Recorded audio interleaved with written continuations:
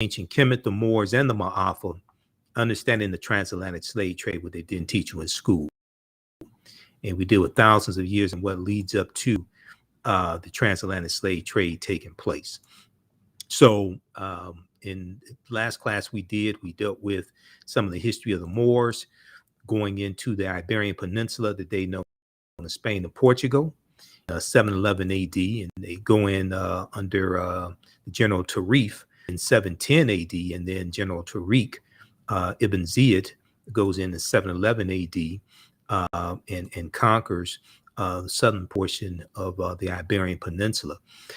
So in today's class, we're going to get into more dealing with Christopher Columbus. We'll talk some more about the Moors. We'll deal some more with Christopher Columbus and why Columbus set sail on his 4 voyages August 3rd, 1492, when he set sail on the Nina, the Pinta, and the Santa Maria.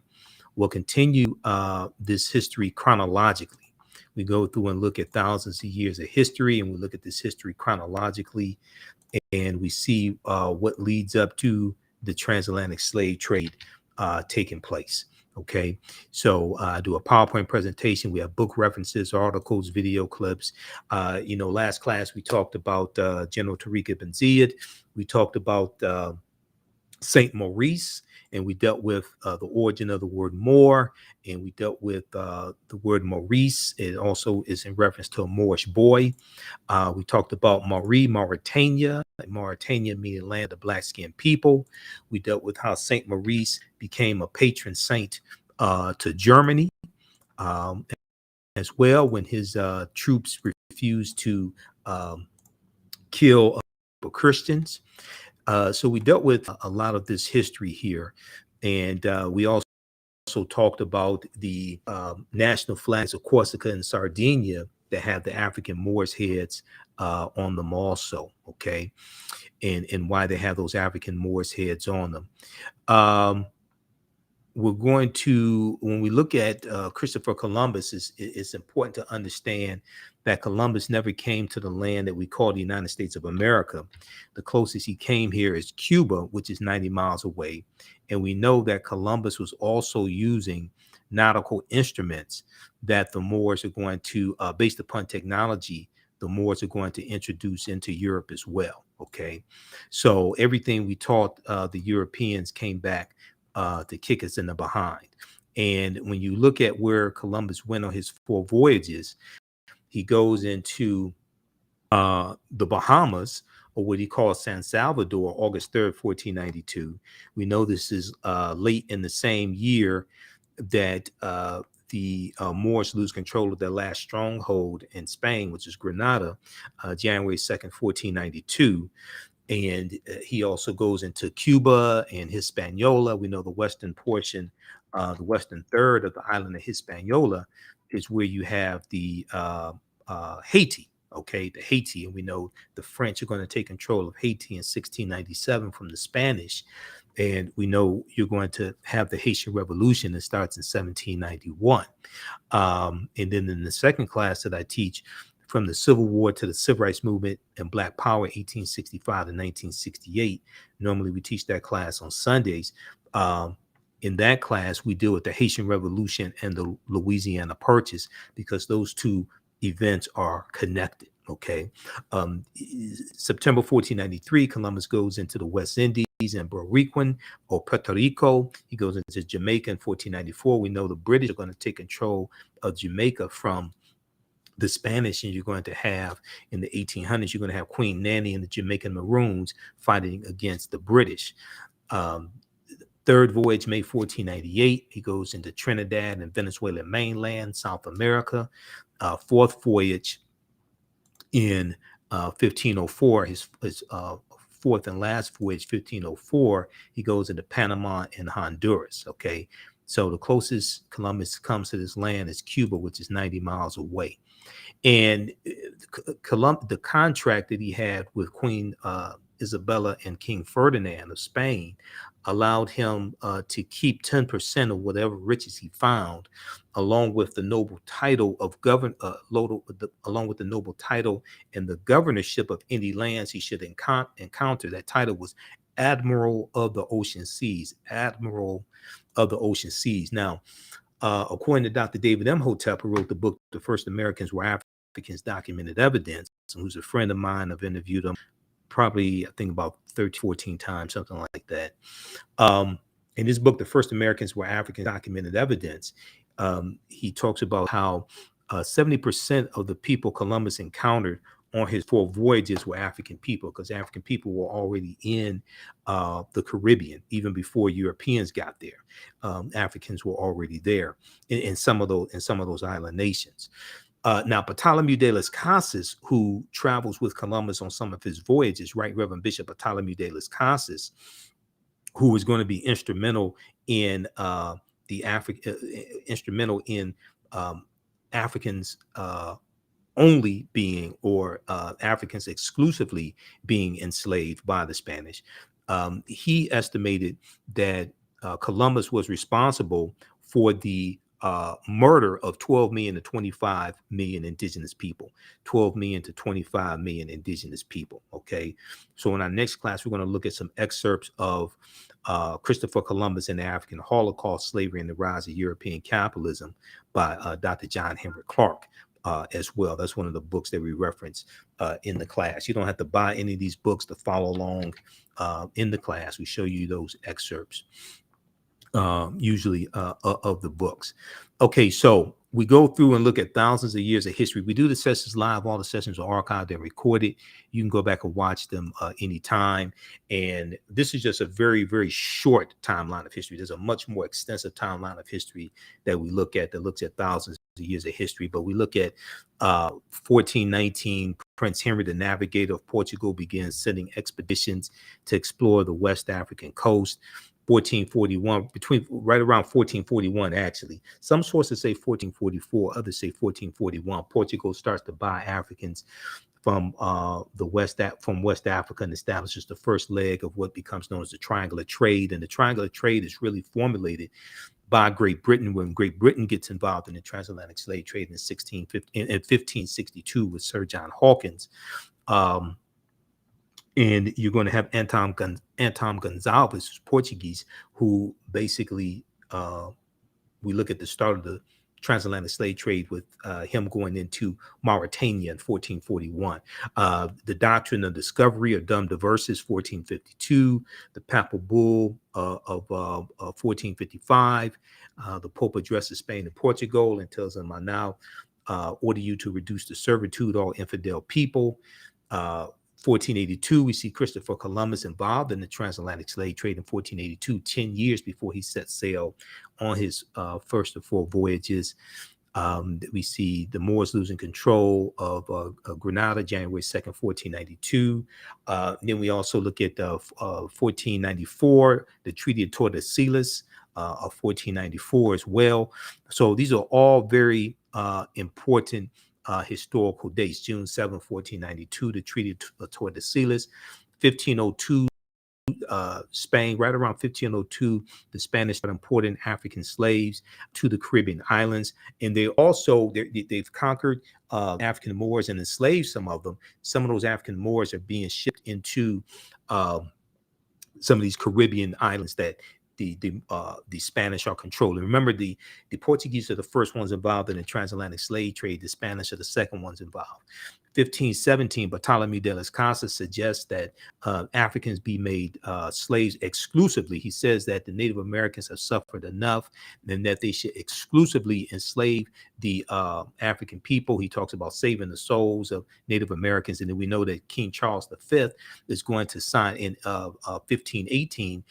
King Charles V signs what's known as the Asiento de Negros, or the Asiento for short, which was a license issued by Spain to slave traders and slave trader nations, to give them a license, to give them the authority to provide the Spanish colonies with African captives, with African slaves. And This allowed for direct routes, direct voyages from Africa to the Spanish colonies, as opposed to them having to stop in Spain first. Also, the Asiento de Negros, which really expands the transatlantic slave trade and increases the need for enslaved African people as well. Okay, so these are just a few of the things. This is normally a 10-week online class, but this time around we're going to do at least 12 classes, probably 13 classes. We'll do this time around. And we do the sessions live. All the sessions are archived and recorded. You can go back and watch it anytime. So as soon as you register, you can watch the other classes we've done. The classes regularly $130 is on sale, $60. We have the link here in the thread of the broadcast. It's also at our website, AfricanHistoryNetwork.com. So what's a papal bull? Some people may ask the question, what's a papal bull? So in Roman Catholicism, a papal bull is an official letter or document. The name is derived from the lead seal, bulla, B-U-L-L-A, the lead seal, traditionally affixed to such documents. Since the 12th century Common Era AD, it has designated a letter from the Pope carrying a bulla that shows the heads of the apostles, Peter and Paul, on one side of the Pope's signature, on one side, and the Pope's signature on the other side. So this is what a papal bull is. Okay, it's an official letter or document coming from the Pope. So we're going to see how all this evolves, and we see how this is connected to ancient Kemet, and the Moors take the teachings from ancient Kemet, ancient Egypt, into Europe. We know that George G.M. James in the book Stolen Legacy talked about how the Moors were the custodians of the ancient Egyptian mystery system, and they take these teachings from the Nile Valley region of Africa into Europe, and they bring Europe out of the Dark Ages. Okay, also you have the we see that the Moors are going to Africanize Europe to various extents. They're taking the science, the mathematics, they're taking the architecture, the medicine, they're taking the arts, they're taking the musical instruments, all this into Europe. Okay, the Moors' ancestors were known as the Garamontes.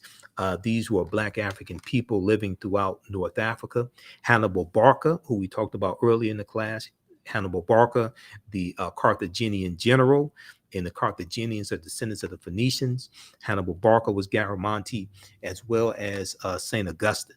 Okay, so we're going to see how all this history comes together, how all these historical figures that we've heard about during different periods of history come together. We'll look at different African civilizations, whether it's Axum, whether it's Numidia, which existed from about 202 BC to 46 BC. We look at the Great Zimbabwe as well, ancient city of Great Zimbabwe, in other African civilizations also. Definitely Carthage, that's extremely important. Looking at Carthage, which was destroyed by Rome in 146 BC. You have the 3 Punic Wars that we talk about in the class as well. So we go through history and we look at all these different aspects of history. Look at this chronologically. There are over 200 slides in the class.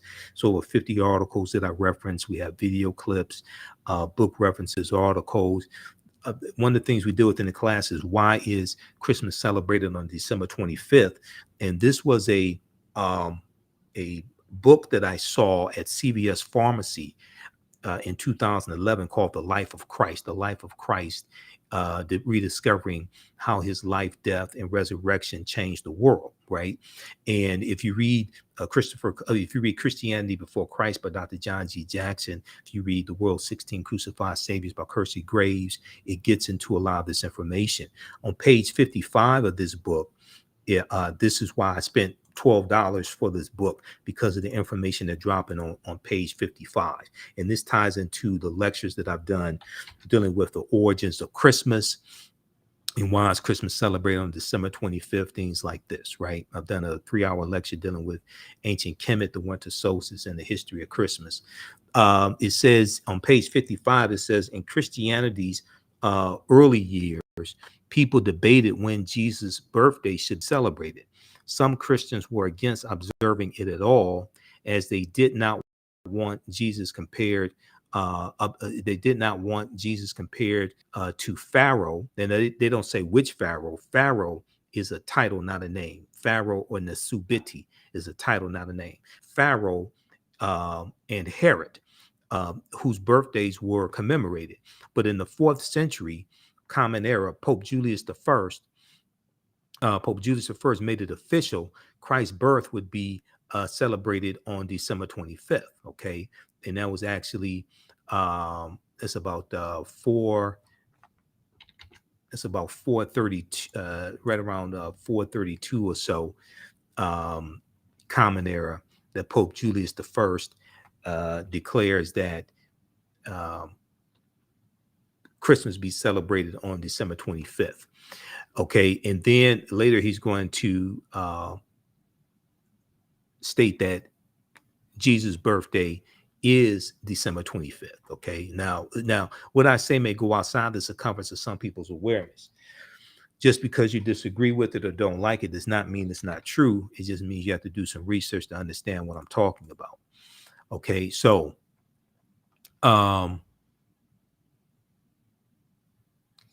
it's 345 Common Era. Pope Julius I decrees that Jesus' birthday is December 25th. Okay, but he had no evidence to base this upon. Now, I have the book here somewhere. Hold on. Yeah. What the hell is it? Okay. This is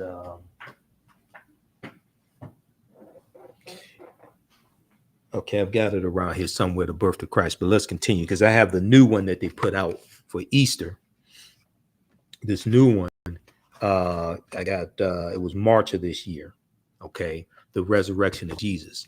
Okay, so the December 25th was already considered the birthday of the Son, not the S-O-N, but the S-U-N. Okay, once again, what I say may go outside the circumference of some people's awareness.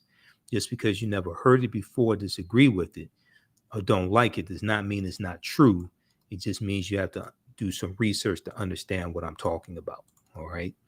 Okay. And if you go to history.com, which is the official website of the History Channel, and just search for Christmas, December 25th, things like this, they have some information there to corroborate what I'm talking about.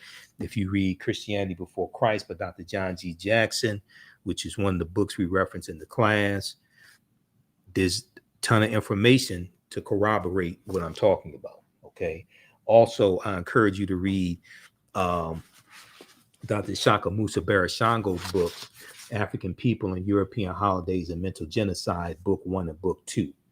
African People and European Holidays and Mental Genocide, Book 1 and Book 2 by Dr. Shaka Musa Barashango. You'll see all this stuff largely comes from Africa and it's been co-opted by other cultures, and they've reinterpreted, put their ethnicity on it and the names of their ancestors, things like this, and represent it to the world as if they created it themselves. Okay.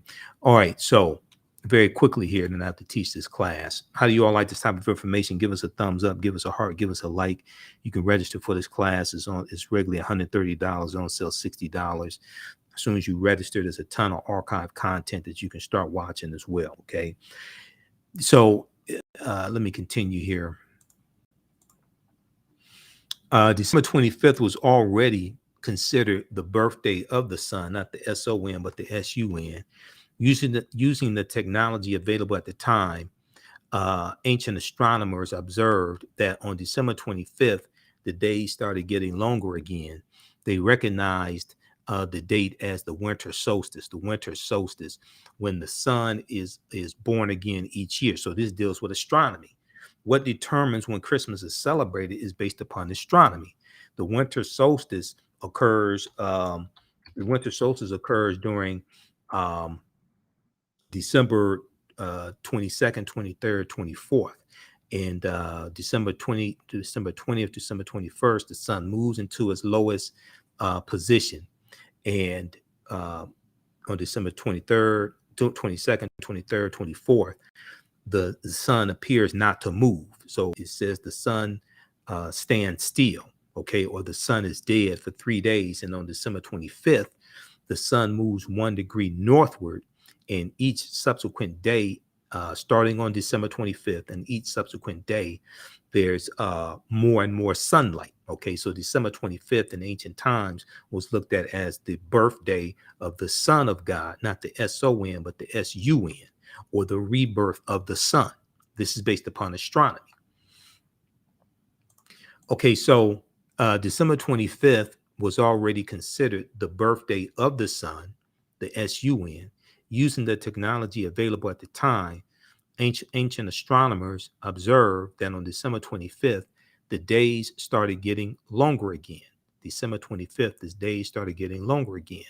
They recognized the date as the winter solstice. And solstice basically means sun stands still. That's what winter solstice means in Latin. Sun stands still.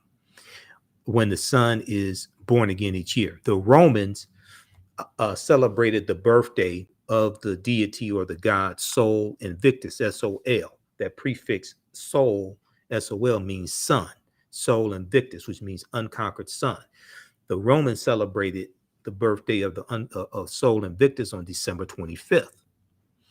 The day was also recognized as the birthday of the deity Mithra, okay, the sun deity Mithra amongst the Persians, okay, and as the birthday of the deity Attus, the agricultural god Attus in Asia Minor. By choosing December 25th as the birthday of Yeshua, because the letter J did not exist until 1630 AD. Okay, look at the letter J in the dictionary, especially an etymological dictionary. It takes you back to the Hebrew Yeshua with the Y, because the letter J didn't exist until 1630 AD. The letter J is derived from the letter I. So by choosing December 25th, the church avoided upsetting the masses. No one wanted their festivals canceled. So the church simply combined this new Christian holiday with pagan traditions. Okay, so this is from page 55 of The Life of Christ, put out by the American Bible Society. This is the 2011 edition, put out by the American Bible Society and distributed by Time Life Books, Time Home Entertainment. All right. So they came out with a new edition, not the singing group New Edition. They came out with a new edition, The Resurrection of Jesus. Now, this was in time for Easter, okay, Easter. And Easter celebrated on the first Sunday following the first full moon following the vernal equinox. This is what determines when Easter is celebrated, based upon the Gregorian calendar introduced in about 1583, coming out of the Third Council of Trent, which is about 1582.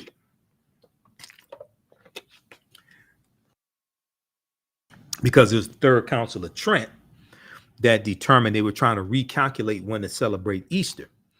So they determined that Easter would be celebrated on the first Sunday following the first full moon following the vernal equinox, and they had to redo the calendar and introduce the Gregorian calendar. The Gregorian calendar is based upon how long it takes the Earth to rotate counterclockwise around the sun. It takes 365 days, 5 hours, 48 minutes, and about 46 seconds. That's your solar year. Okay, that's how long it takes the Earth to rotate around the sun counterclockwise. So they moved from the Julian calendar to the Gregorian calendar. That was a result of the Third Council of Trent of 1582 AD, which was one of those 21 ecumenical councils that changed the way, changed how Christianity was practiced and what people were taught, what they believed when it came to Christianity, going back to the First Council of Nicaea in 325 AD. Now, what's interesting here in this one, the Resurrection of Jesus, which came out in This came out in 2022, came out this year, 2022. They have a section here because they've been getting backlash. I know they've been getting backlash because of what they put in the 2011 edition that deals with the life of Christ. Because in the next edition of the life of Christ, that informational page 55, they took out of there. Okay, the information was correct, but a lot of people can't handle the truth. So what they did, so what they have here in this one, page 67, is they have this little inset right here. It says pagan mythology. It says pagan mythology and resurrection, the differences. So they have to address it because I know they've been getting so much backlash, and I've been using these sources that they put out to really expose what's going on. The videos of me going back to like 2011. I did one. I spoke with one of my teachers, Professor Kabahai Kamane. We did a lecture together in was that Washington, D.C., something like 2012. But it says pagan mythology and resurrection, the differences. Okay, so they reference Asar, Aset, and Heru, who the Greeks called Osiris, Isis, and Horus. And we deal with all this in the 12-week online history class as well. And take all this back to ancient Kemet and show you the relationship between ancient Kemet, ancient Egypt, the Nile Valley region of Africa. We show you the relationship between that and the United States and the formation of the United States and the founding fathers, because 50 of the 56 signers of the Declaration of Independence were Freemasons. Okay, so they say it has become commonplace to argue that Jesus's resurrection is simply one more example of a common motif in ancient mythology in which a hero dies and rises again. Advocates of this position point to parallels between Jesus and the Greek gods Attus and Adonis, or the Egyptian gods Horus and Osiris.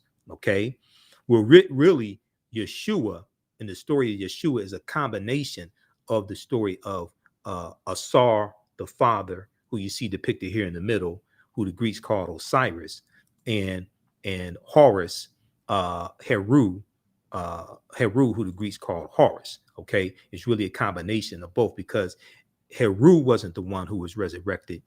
Is Asar or Osiris, who's resurrected after he was killed by his brother Set. His brother Set killed him and cut up his body into 14 pieces. 13 of the pieces were recovered by Aset, okay, or Isis, and the 14th piece was the phallus, the penis, which was not recovered. So this is why the Tekken, or the obelisk, is erected, okay, to represent resurrection and to represent that 14th piece of Asar's body that was not found. Okay, so it's going to be Heru, who avenges the death of his father and kills his uncle Set, and resurrects his father Asar. Okay, so advocates of this position point to parallels between Jesus and the Greek gods Attis and Adonis, or the Egyptian god Horus and Osiris, but a deeper inspection shows the parallels are forced, and the resurrection account of Jesus bears little semblance to these mythological fables. It's a combination of the story of Heru and Asar. It's a combination of those. And you look at Gerald Massey, he goes through and lays out numerous similarities between Heru and Jesus as well, and the other crucified saviors also. That's why I read the book Christianity Before Christ by Dr. John G. Jackson, or the World's 16 Crucified Saviors. So this goes on to say pagans did not believe in resurrection.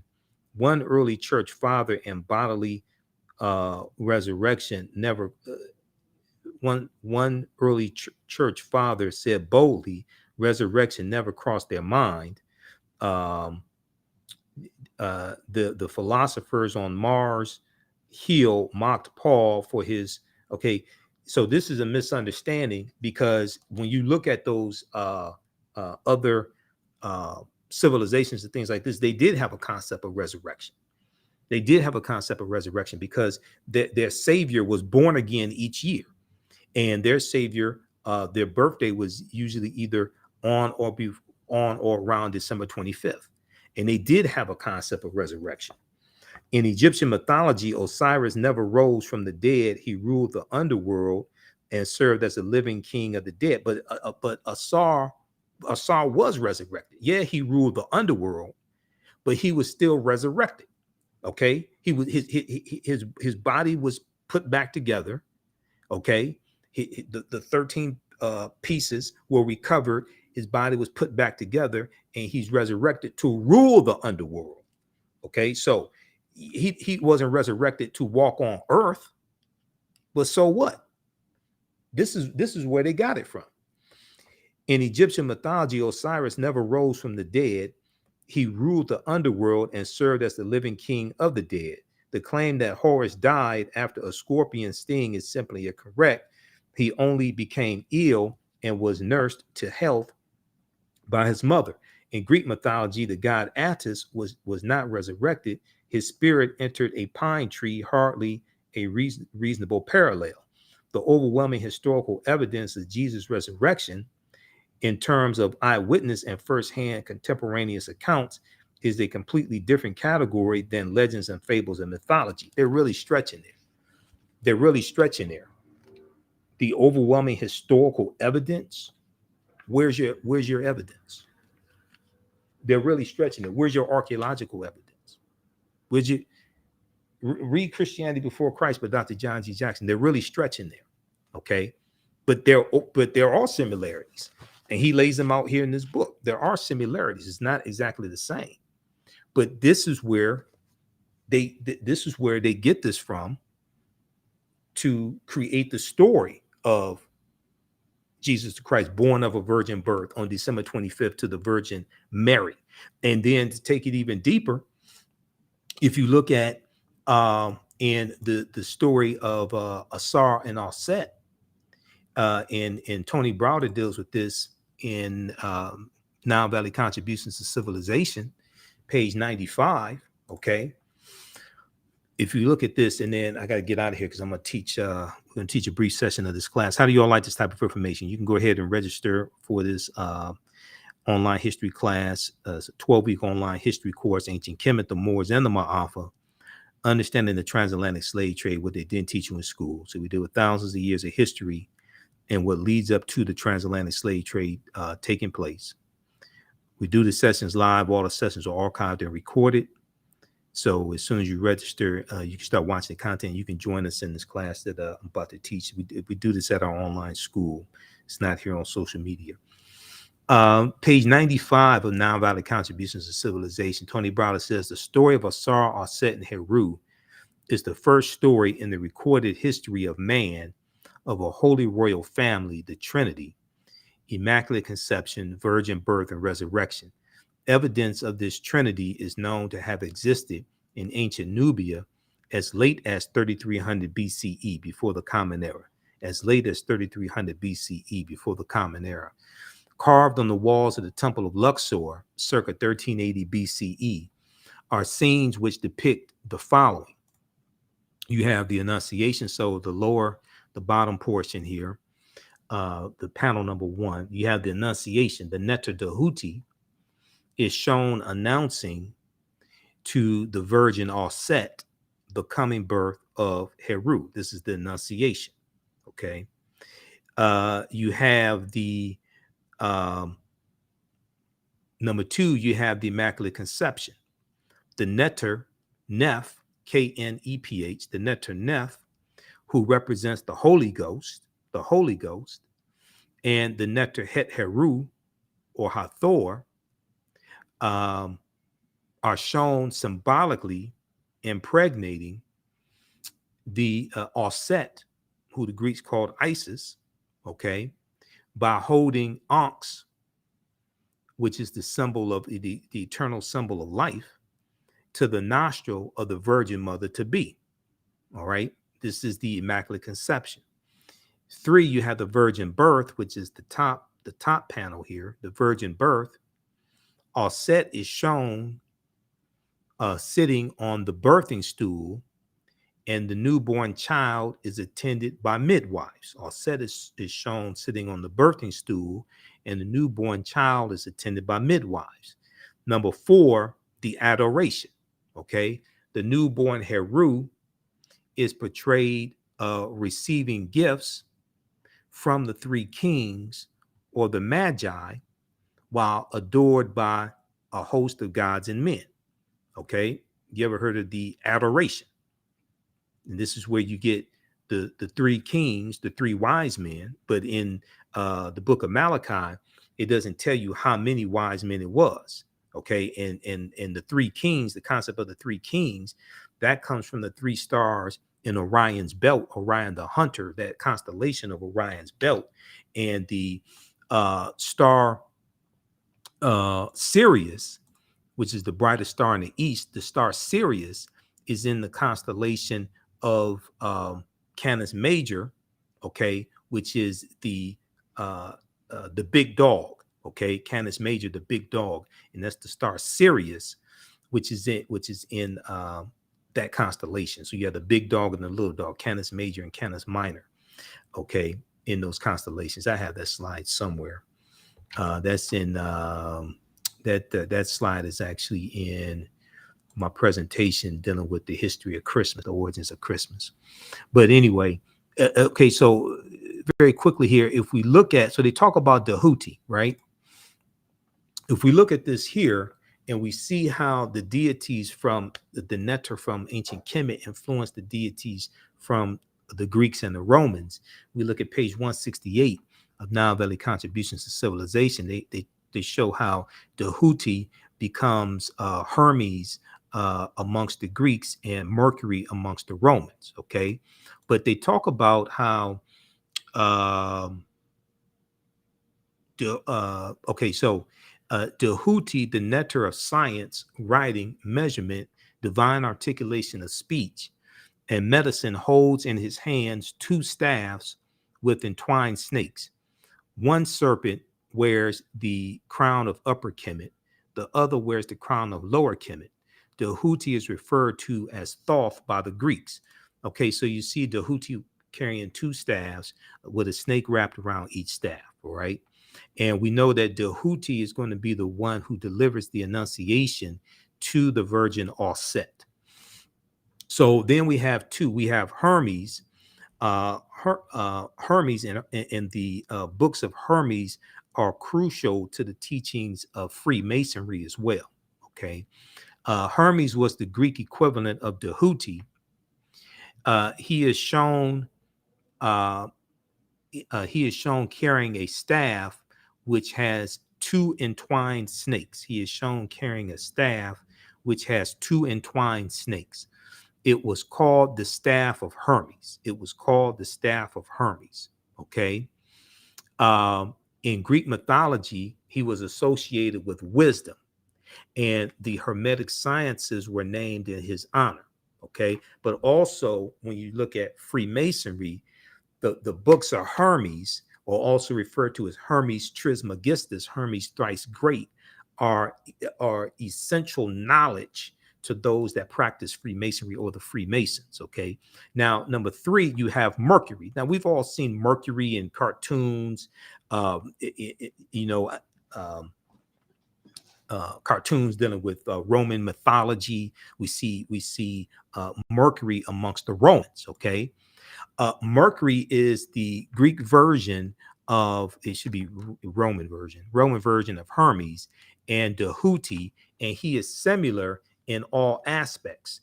The staff of Mercury carries, the staff that Mercury carries is called the caduceus, and it has been adopted as the universal symbol of medicine. Okay, so we see examples of the caduceus here, the Arizona Latin American Medical Association.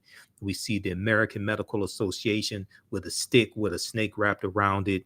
We see the symbol for dentistry, all that. When you research this, the caduceus, this comes straight out of ancient Kemet, ancient Egypt. But it goes even deeper than this, okay? Because Mercury is also a messenger god, okay? Mercury is a messenger. And in the story of, so if we look here at this, guide, it breaks down, where is it? Mercury, Venus, Mercury. Okay, so we see Dehuti, I have it highlighted, Dehuti, Hermes, Mercury, divine aspects of those three deities, messenger of the gods and god of science, messenger, right? So it's Dehuti who delivers the annunciation to the virgin all set that she is going to give birth to Heru. In the Christian tradition, it's the messenger angel Gabriel who delivers to the Virgin Mary that she's going to give birth to Yeshua. Okay, I say Yeshua because the letter J didn't exist. You can, if you take this back to when the Helios Biblos, or the Sun Book, or what you call the Holy Bible, was written, the letter J didn't exist. The English language didn't exist. So his name was Yeshua. Okay, so Gabriel does with Mary what Dehuti did with Osset. Where'd they get this stuff from? You have to Professor Kabahaya Khamenei says to understand the existence of something, you must first understand the pre-existence of existence. To understand Christianity, you have to go back to the Nile Valley region of Africa, and you have to go back to ancient Kemet, ancient Egypt. This is where this comes from. Now, we've been taught to hate Africa. We've been taught to hate ancient Kemet. You deal with the false story of the Exodus. Okay, this may go outside the circumference of some people's awareness. I dealt with this when I did my broke down presentation on dealing with the origins of Easter around Easter time. Okay, and I know many of our people are of the Christian persuasion. Okay, and as I explained to people, I'm not against people who are Christians. Okay, because the word Christ, which means anointed or anointed one, comes from Christos, which is Greek, which comes from the Kemetic Karest, Karst, Ka meaning spirit, rest meaning to rise. So you have to understand where all this comes from. That takes it back to ancient Kemet. We keep running away from who we are.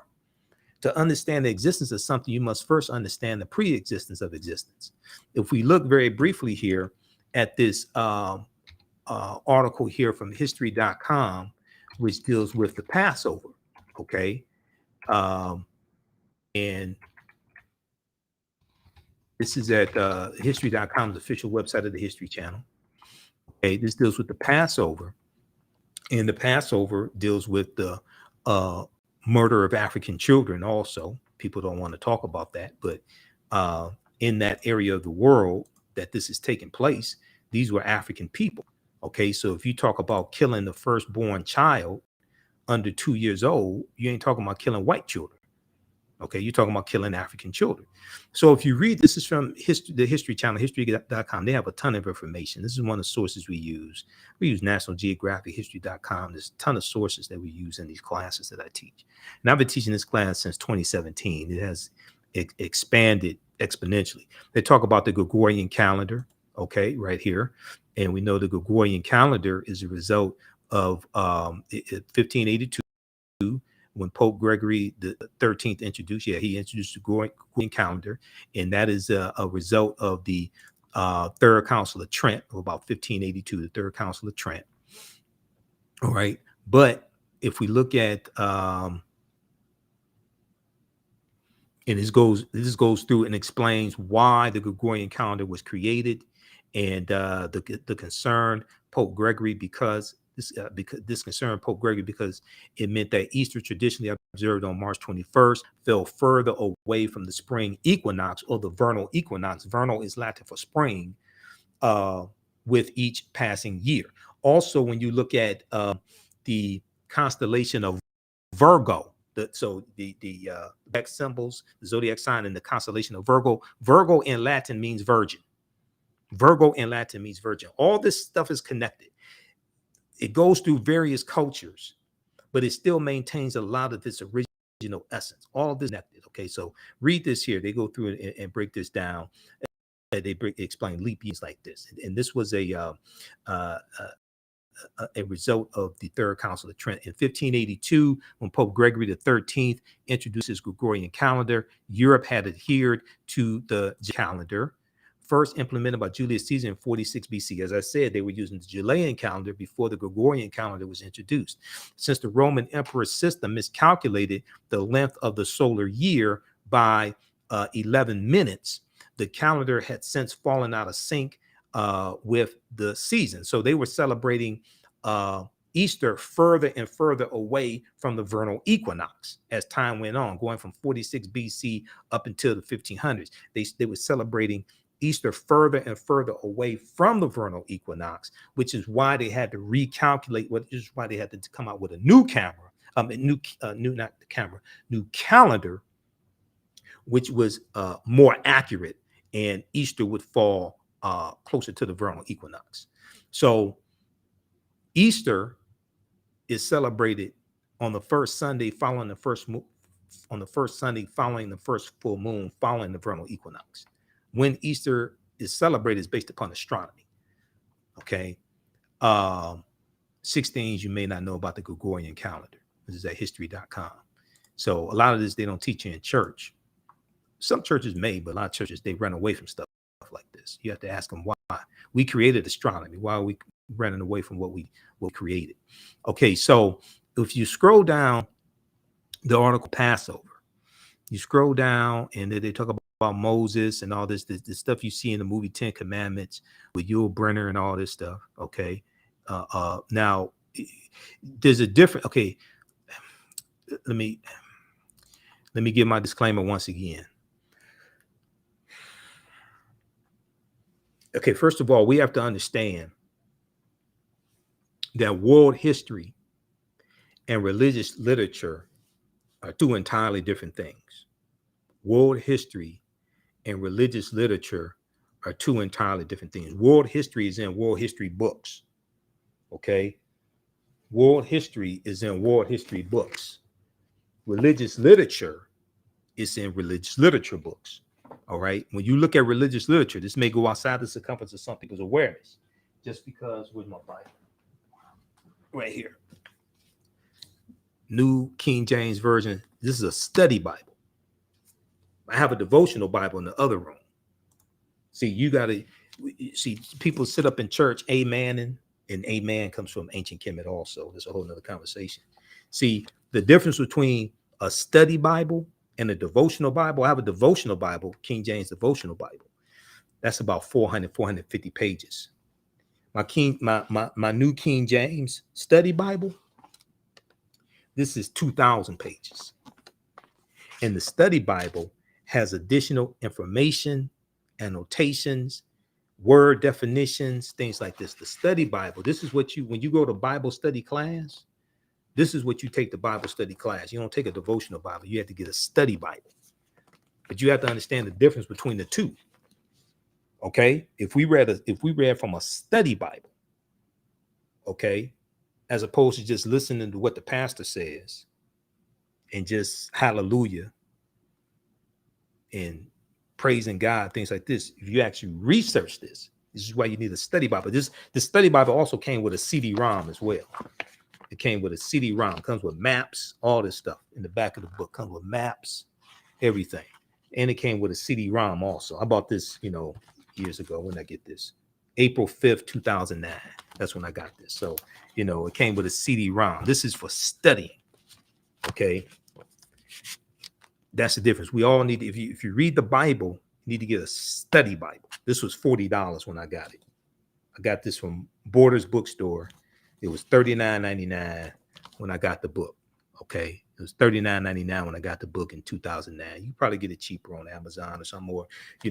First check with your local African-American bookstore. All right. But we have to understand the difference. Because if we understood the difference between a study Bible and a devotional Bible, it'll clear up a whole lot of confusion, number one. World history is in religious literature. World history is in world history books. Okay. You ever wonder why, when you go to historical museums, like museums that deal with world history, okay? And they deal with ancient Kemet, ancient Egypt. They deal with China. They deal with, they may have some history dealing with Mesopotamia and things like this. You ever wonder why when you go to world with like historical museums, especially dealing with ancient history, you don't see biblical characters in like ancient museums, world history museums?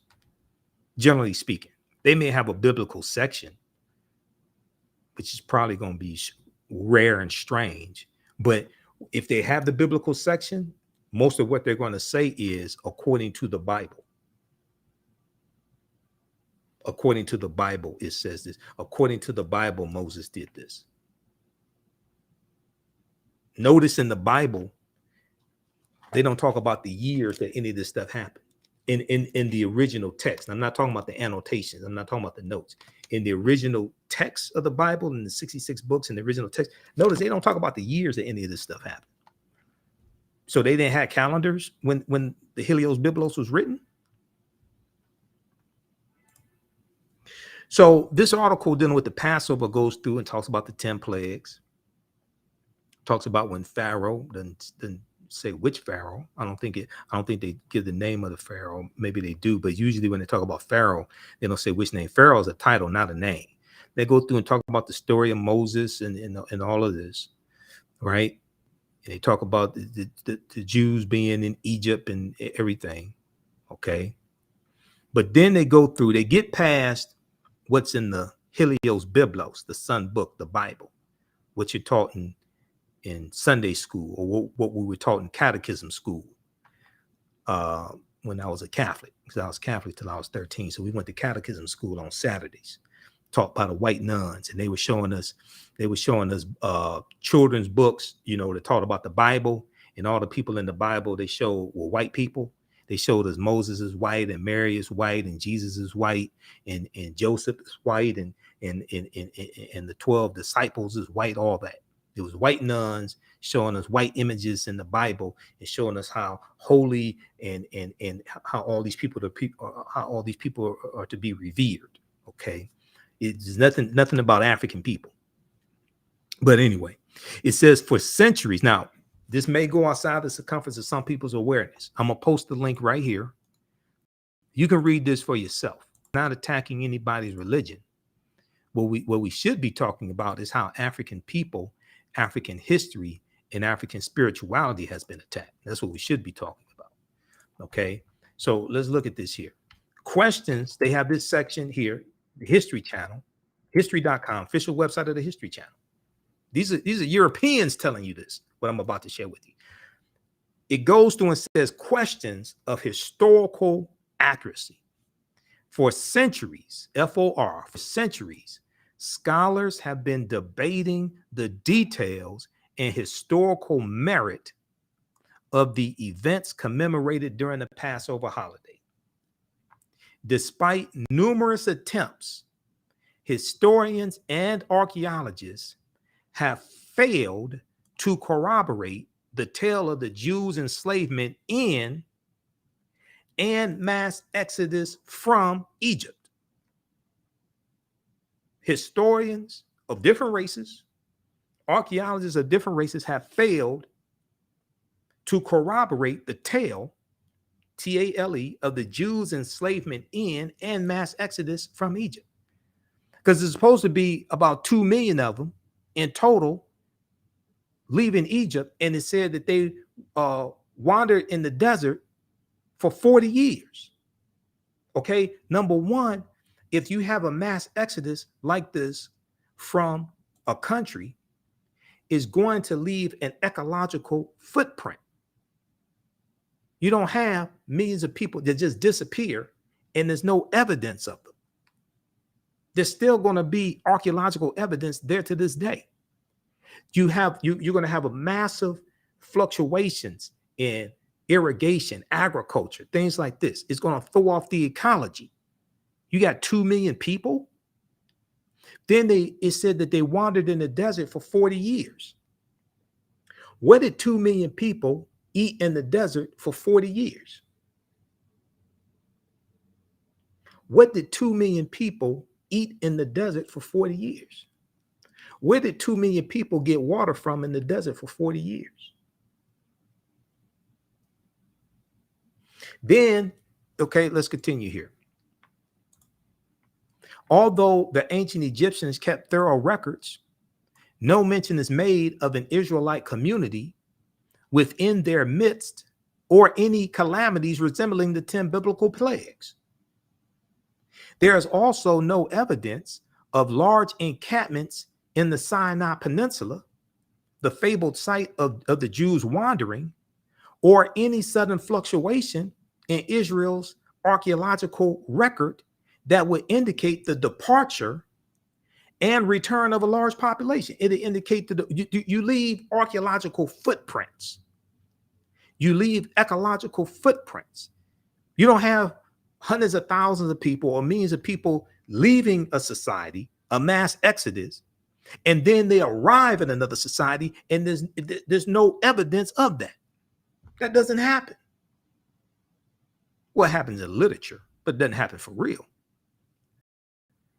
A handful of scholars, including century Jewish historian Josephus, have suggested a link between the Israelites and the Hyksos, the shepherd kings, a mysterious Semitic people, possibly from Canaan, who controlled Lower Egypt for more than 100 years before their expulsion during the 16th century BC. Most modern academics, however, have dismissed this theory due to chronological context and a lack of similarity between the two cultures. Okay, read the rest of this here. Now, this is the History Channel telling you this. I would encourage you to take this to your pastor or take this to Bible study class and ask them some questions, not to challenge people, but should we study the Bible in Bible study class? Shouldn't we study the Bible? But but if you're going to say that this actually happened, then you're trying to say that it's world history. Well, where's your evidence? Because when you deal with world history, there's archaeological evidence. You don't have 2 million people who exit a country, a nation, and then go into another country, a nation, and it doesn't leave behind archaeological evidence. That doesn't happen. All right. So, and then, now this one right here, this will really knock people out. So, we talked about Osiris, Set, and Heru. Greece called Osiris, Isis, and Horus. How many people know that in 1949, when Dr. King was at Crozier Theological Seminary, he wrote a paper dealing with the influence on Christianity coming from the mystery systems and the mystery religions. But how many people knew about this? There's a we talk about this in the class, and since we're on this topic, I'm just going to bring this up.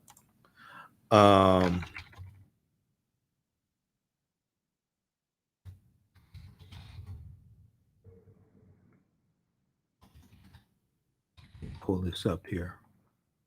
It's called The Influence of the Mystery Religions on Christianity. This is written by Dr. Martin Luther King Jr., same Dr. King that during Dr. King Day, oftentimes in the media, they lie to us about the legacy of Dr. King. Dr. King was a revolutionary whose legacy is grossly distorted. At Stanford University online, they have the King Institute, Stanford University. So they have a lot of his papers there and things like this that he wrote. The Martin Luther King Jr. Research and Education Institute. 1949 and 1950, November 29th, 1949 to February 15th, 1950, around that time. Dr. King was at Crozier Theological Seminary in Boston. He wrote a paper dealing with the influence of the mystery religions on Christianity. The influence of the mystery religions on Christianity.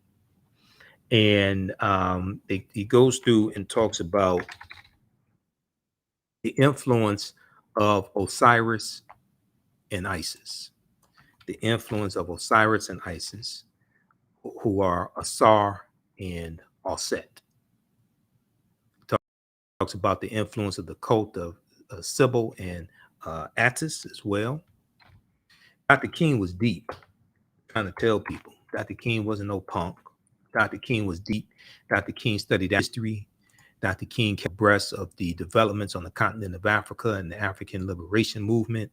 In 1957, when Ghana won its independence, Dr. King went to Ghana for a celebration, and he went to Ghana and met Kwame Nkrumah.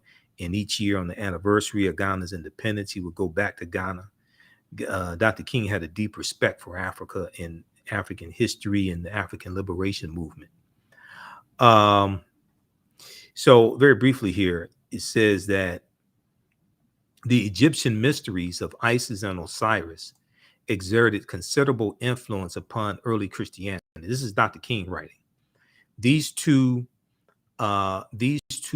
great Egyptian deities whose worship passed into Europe were revered not only in Rome, but in many other centers where Christian communities were growing up.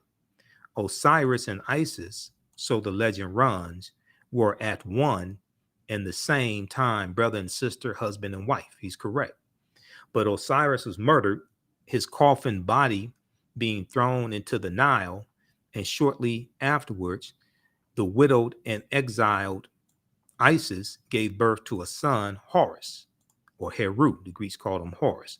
Meanwhile, the coffin was washed up on the Syrian coast and became miraculously lodged in the trunk of a tree. This tree afterwards chanced to be cut down and made into a pillar in the place at Byblos. Okay. Now, Byblos is the Phoenician capital where the early Christians go to get the papyrus to write the Bible or the Helios Byblos, okay, or Bublos. All right. Ancient city, Lebanon. We'll look at this briefly here. Then I got to jump off teacher's class. Okay, who still needs to register for this 12-week online history class? Teach Ancient Kemet, the Moors, and the Ma'afa, understanding the transatlantic slave trade, what they didn't teach you in school.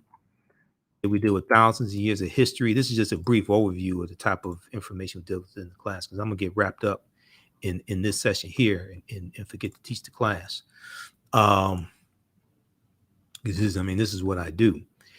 Okay, so if we look at this here, this tree afterwards chanced to be cut down and made into a pillar in the palace at Bublos, and there Isis at length found it. Now, after recovering Osiris or Asar's dismembered body, Isis restored him to life and installed him as king in the netherworld, the underworld. Meanwhile, Horus, because he takes the position as ruler of the underworld after Horus, Heru, avenges the death of his father Asar by killing his brother Set.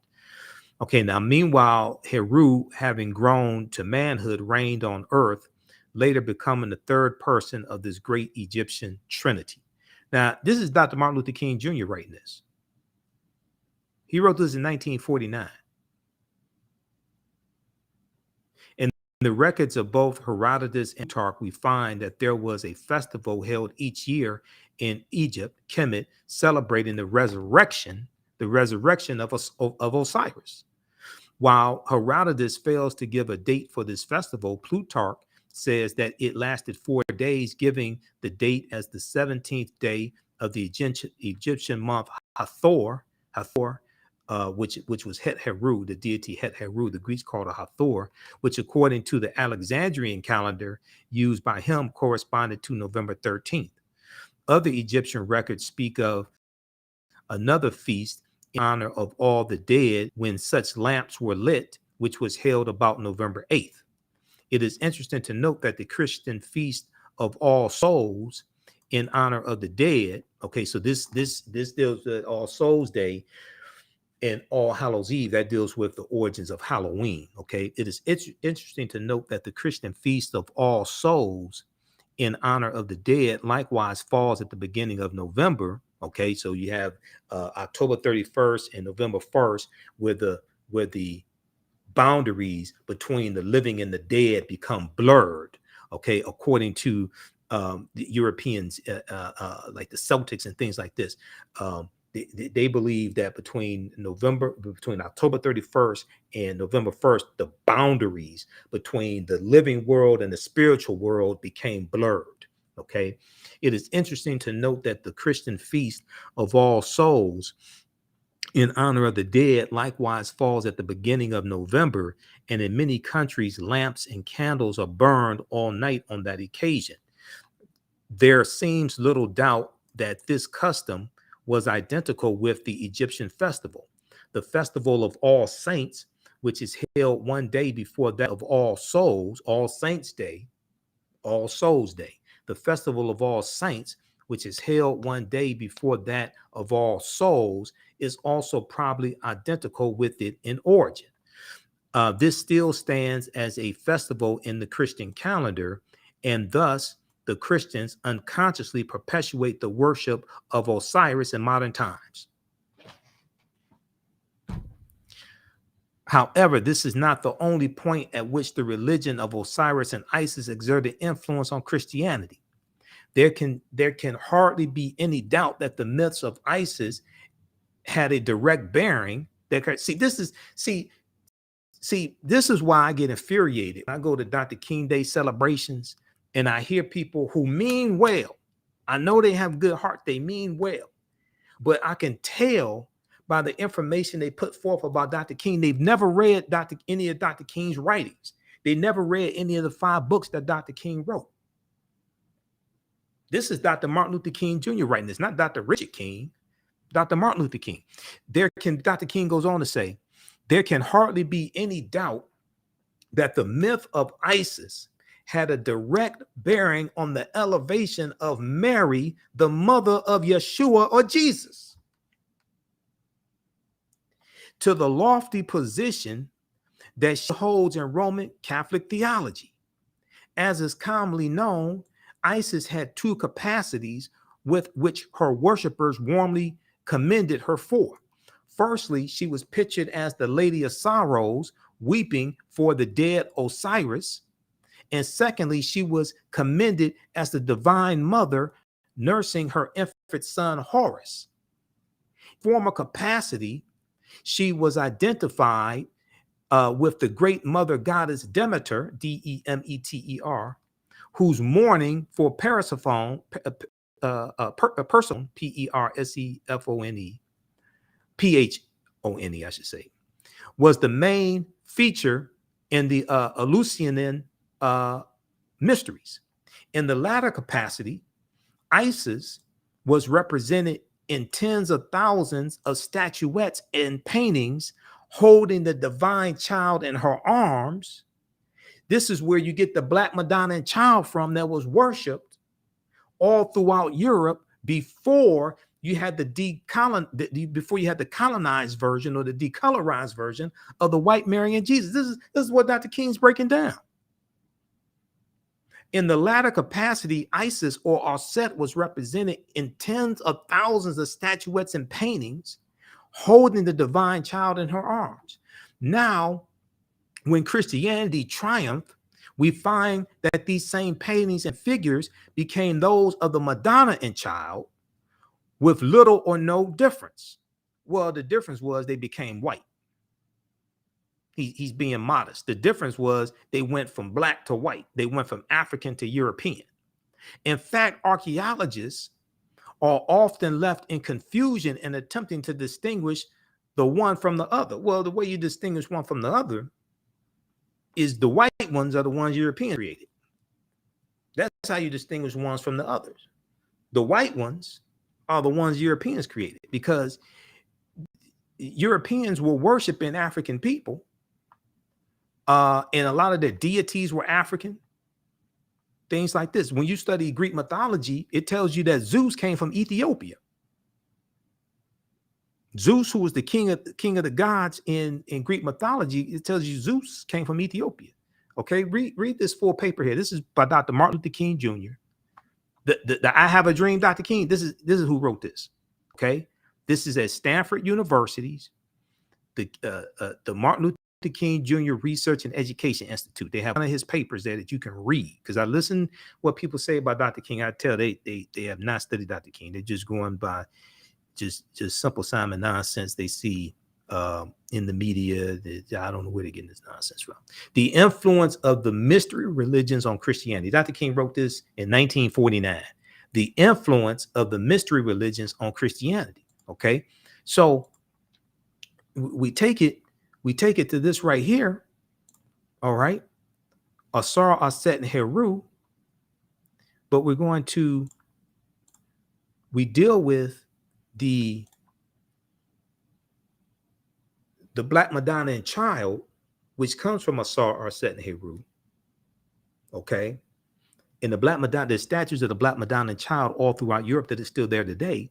As you have a rise in European powers as they're coming out of the Dark Ages, as you come out of the Dark Ages in the 1300s, going into the late 1300s, because you had the Black Death, the bubonic plague, 1347 to 1400.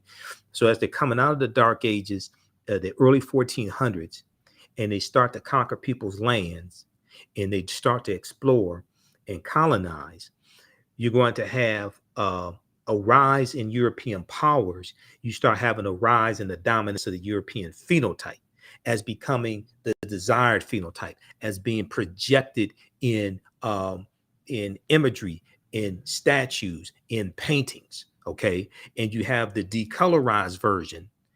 So it goes from being the Black Madonna and Child to just the Madonna and Child, and you have the decolorized version of it. All right, but when we look at let's see, do I have it here? Okay, so if we look at page 90 or 91, what is it, 90 or 91 of Runoko Rashidi's book, Black Star, the African Presence in Early Europe. And this is a book we use in the class, 90 and 91. He has pictures of statues of the Black Madonna and Child that he took in Switzerland, Poland, statues and paintings that he took in Switzerland, Poland, Spain, and Luxembourg City, Luxembourg. Okay, they were worshiping African people. They were worshiping African people. They had, I dare say it, that many Europeans had more respect for the African woman than many African Americans have today for the African American woman. They were showing African people as their savior before you have the rise of white supremacy. Okay, before, but when the Moors go in 711 AD, this is what they have, these statues. The Moors didn't bring statues of the Black Madonna Child; they were already there, which comes from Asar, Aset, and Heru, who the Greeks called Osiris, Isis, and Horus. Dr. King lays out in his paper the influence on Christianity from the mystery religions. So here, page 89, Runoko shows painting in Moscow, the Kremlin in Moscow, Black Madonna and Child. This statue here in Montserrat, Spain. You got this. Then the Black Virgin of Paris, France. Okay. Our Lady of the Pillar, Gothic Cathedral in France, Chartres, France. This is all throughout Europe. Then when you deal with Para-Isidus, the grove of Isis, and I'm going to see if I can find this quickly here.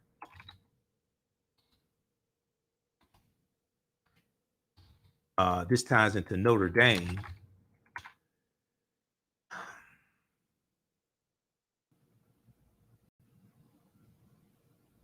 So Notre Dame means Our Lady. I'm going to see if I can find this quickly here.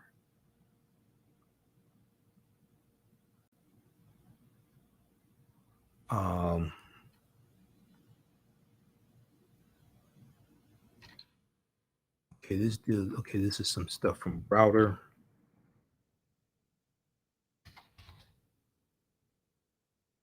Okay, the African influence. Okay, so this is from brownwatch.com.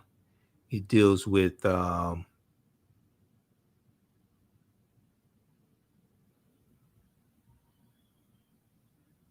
me see. I want to find this. Okay, this is some stuff from Browder that I want to find right quick.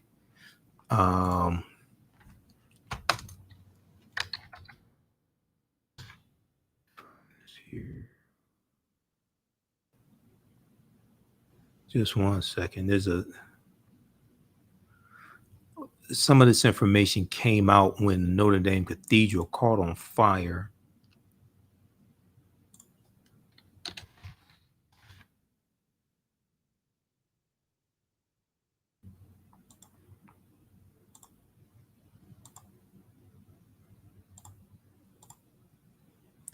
Let me see if I can find this right quick. Hold on.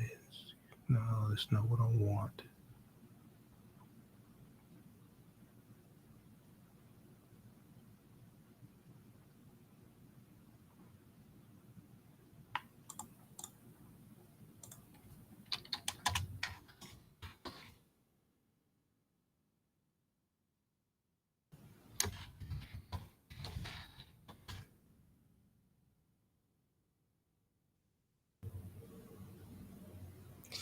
So basically,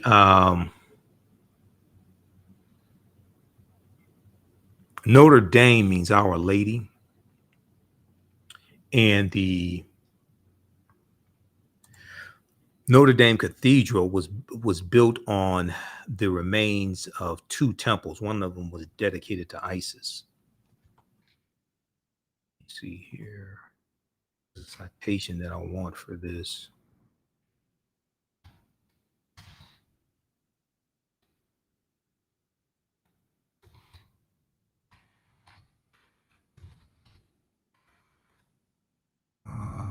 I can't find it. Let me see.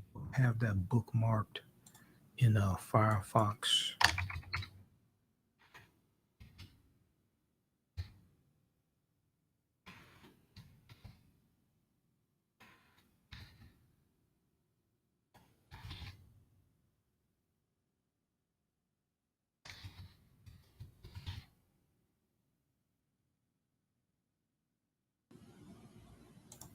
I had some articles on that bookmark, but I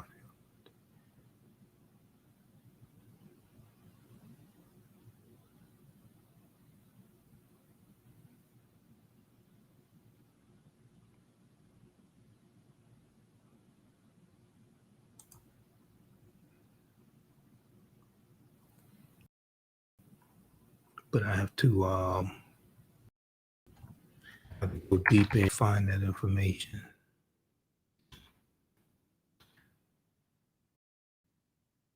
When you search for it, they show the terrorist organization.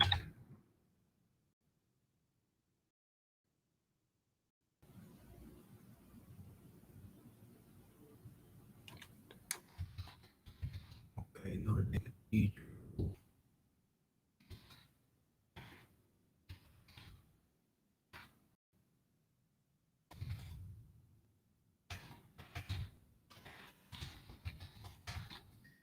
I'm going to do a goddess Isis, not the terrorist organization.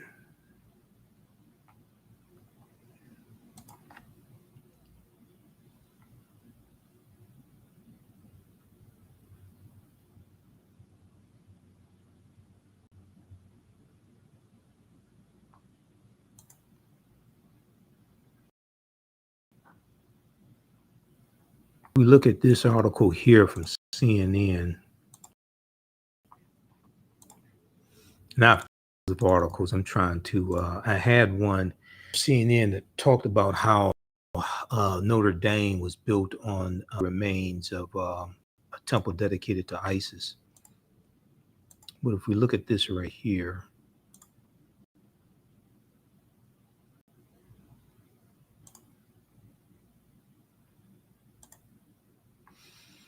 okay, this is from CNN.com. Ancient sarcophagus found under Notre Dame Cathedral in Paris, March 16th, 2022. So it came out this year. Ancient sarcophagus. Okay, those are the painted coffins. Ancient sarcophagus. All right, they're trying to sell something. Ancient sarcophagus found under Notre Dame Cathedral in Paris. Okay, so this was written by Reuters. It's one of the main news wires, Reuters, and it was picked up by CNN. Archaeologists have found an ancient lead sarcophagus under Notre Dame Cathedral, along with fragments of a rude screen, offering a new insight into the history of the building, which is currently under reconstruction after a devastating fire in 2019. Notre Dame, which dates back to the 12th century AD, commissioned the excavation works inside the cathedral as a precautionary measure before the installation of a scaffolding needed to restore a 100-meter high wooden roof ridge. Okay. Now, the floor of the transcript crossing has revealed remains of remarkable scientific quality. The excavation site lies under a stony layer that dates from the 18th century, but some locals go back as far as the 14th century and some even the early 13th century, the culture ministry said.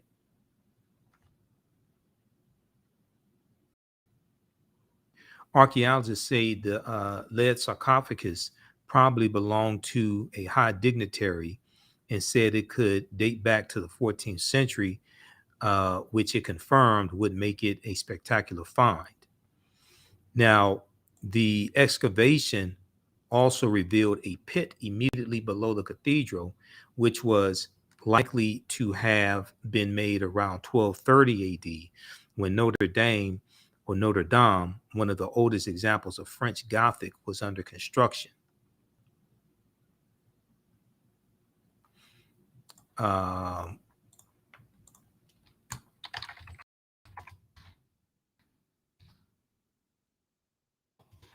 let me see. Let me check something here. Okay, I gotta find my sources on the have articles on that. I just gotta have to find where they are.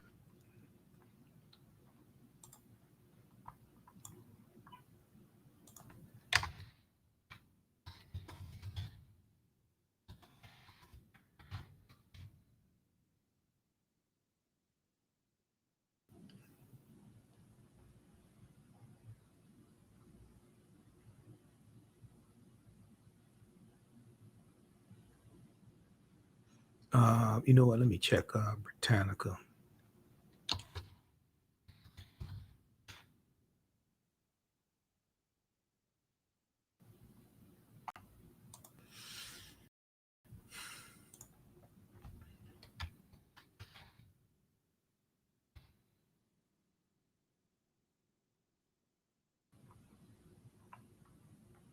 Let me try to close out some of these ads here.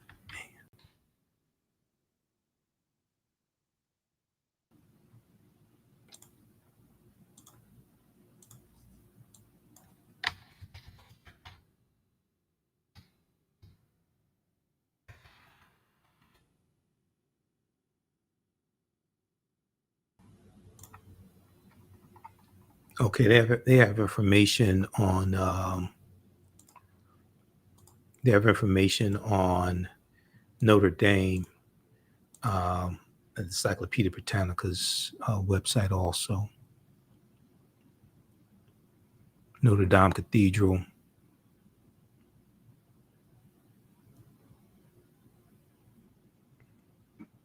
The cathedral was initiated by Maurice de Sully, Bishop of Paris, who about 1160 AD conceived the idea of converting into a single building, larger scale, the ruins of two earlier basilicas.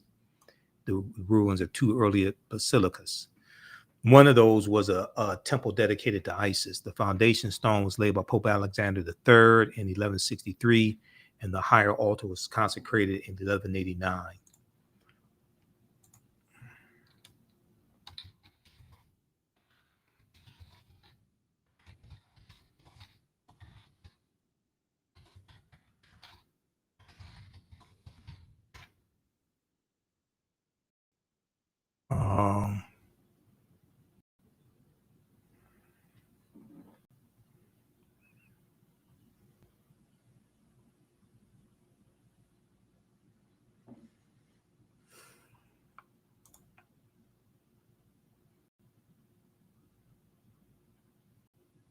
Let's see here.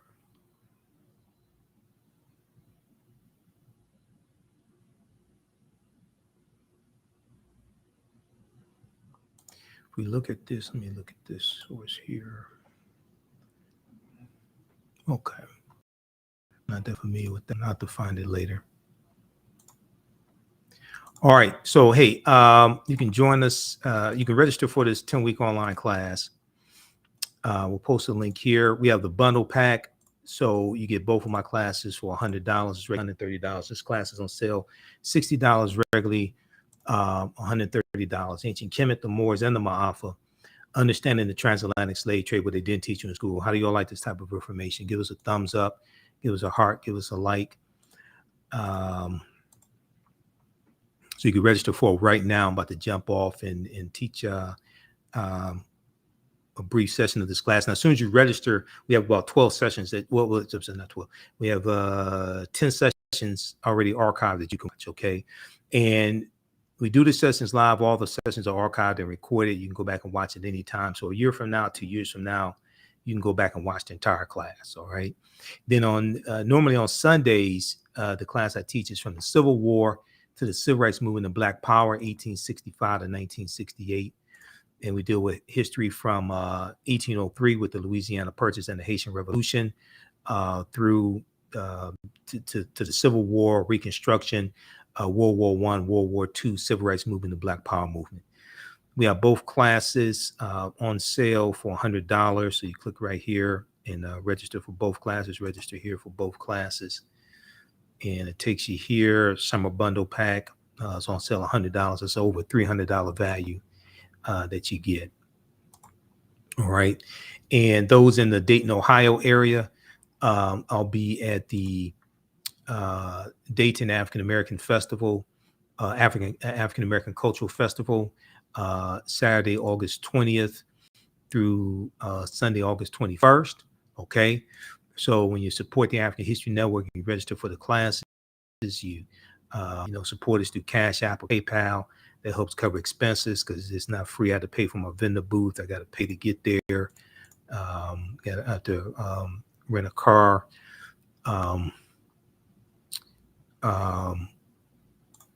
You should have expenses to get there. So I'll be a vendor there. Okay. So you all can come check me out at my vendor booth also. All right. And I'll be doing presentations at my vendor booth. We'll have my DVD lectures there. Let me see. I'm trying to find the website. Where is it here?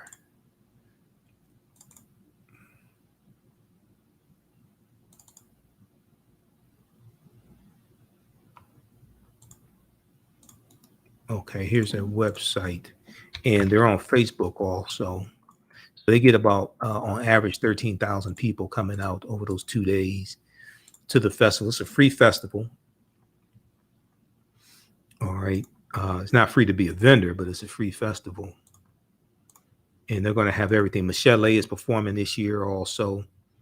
So the website is daacf.com, daacf.com. It's an African American Cultural Festival. This is their website, 16th Annual Dayton, Ohio African American Cultural Festival. So they're going to have community awards. They have a fashion show, storytelling. They have African dance, live music. They have R&B, hip hop, all different types of things like that. Kids activities, stilt walkers, vendors, and more. The Dayton, let's see, 16th Annual Dayton African American Cultural Festival, live music, African drumming, gospel, jazz, R&B, blues, hip hop, dancers, live performances, and more. The Dayton African American Cultural Festival, Inc. provides a space for people to gather to celebrate the richness of the African American cultural and uplift the communal family through activities that promote culture, art, education, and health awareness. So Saturday, August 20th, 2022, it's 12 noon to 8 p.m. It's at Island Metro Park, 101 East Helena Street in Dayton, Ohio. Okay, they have another flyer here. We have the flyers on our Facebook fan page, the African History Network, and my personal page, Michael Imhotep. Sunday, August 21st, 12 noon to 6 p.m., same location. The annual Dayton African American Cultural Festival is a 2-day citywide family event to bring the richness of African American experience in the Dayton and surrounding communities. The Dayton African American Cultural Festival hosts many different cultural experiences: African Village, drumming, storytelling, arts pavilion of paintings, visual displays, authors and literature, education, job center, Dayton High School alumni directories, music that have live R&B, gospel, hip hop, jazz, blues performances. All right. Then they have visit the authentic African Village. Okay, they have all this there. All right. So check this out.